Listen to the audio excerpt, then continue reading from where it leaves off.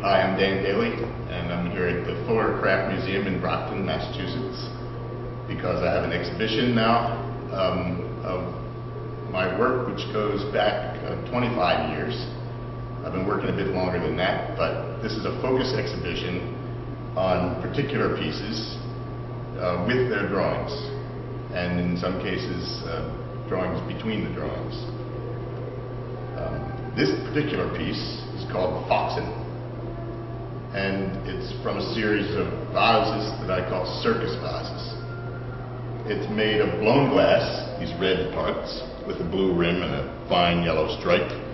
And then it has nickel-plated brass and bronze formed female figures that act as a decorative element in a way like a handle on an ancient Etruscan vase, for instance. And the circus being interpreted in a very loose way as a kind of ridiculous pageantry. I'm showing these female figures with the heads of foxes. The torsos are made out of cast blue glass, and they have a gold-plated bezel. The heads are made out of fabricated brass and bronze, and they're gold-plated, and then the whole thing is covered with a mosaic of glass. And it's the same mustard-colored glass that's used to make this fine wrap. It's just that we melted out a sheet.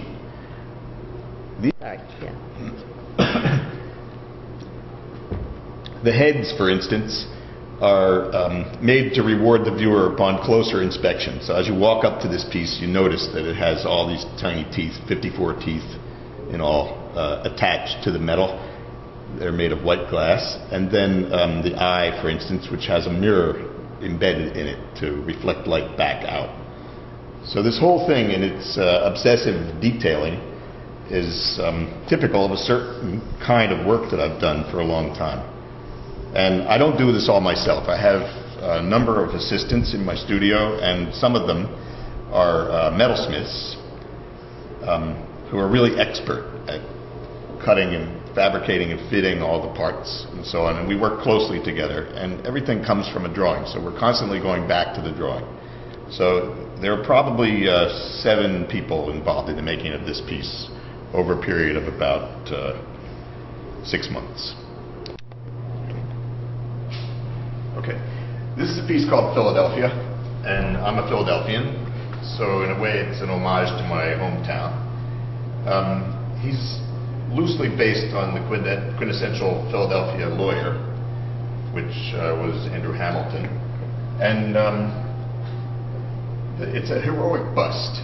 So he's in a heroic position. He's giving a peace sign, and on his buttons are numerous symbols of Philadelphia and peace. And he's also got a quill pen used to sign the Declaration. The piece is made by blown glass, with blown glass elements. So this is a bubble, this is a bubble, this is a bubble. And you can see the color moving through the bubble from darker tones of blue-gray through the more blue tones in the forehead, and then on top of his head it's amber. And these applied additions, you can see blue in all of them too.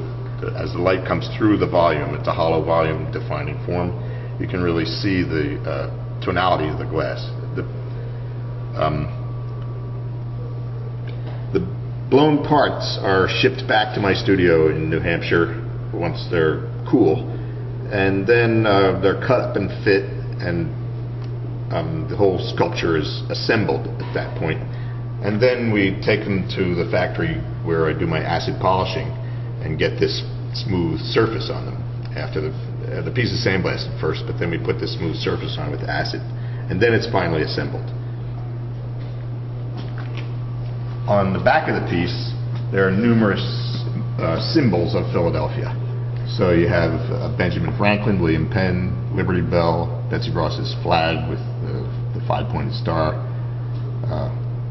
Hamilton, a mummer from the Mummers Parade, Philadelphia Museum of Art, Bobby Rydell, a pretzel, and a soft pretzel, Philadelphia cheesecake, cheesesteak, not cheesecake, and a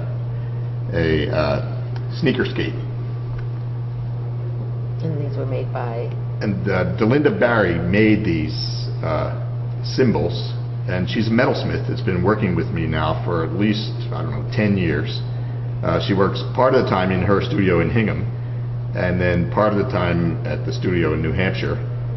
And she's really an amazing assistant. She's been helping me with super complex things. This is a relatively easy thing by comparison to many of the things that she's made with me. But we've made really giant objects that she's been involved in, big chandelier projects and so on.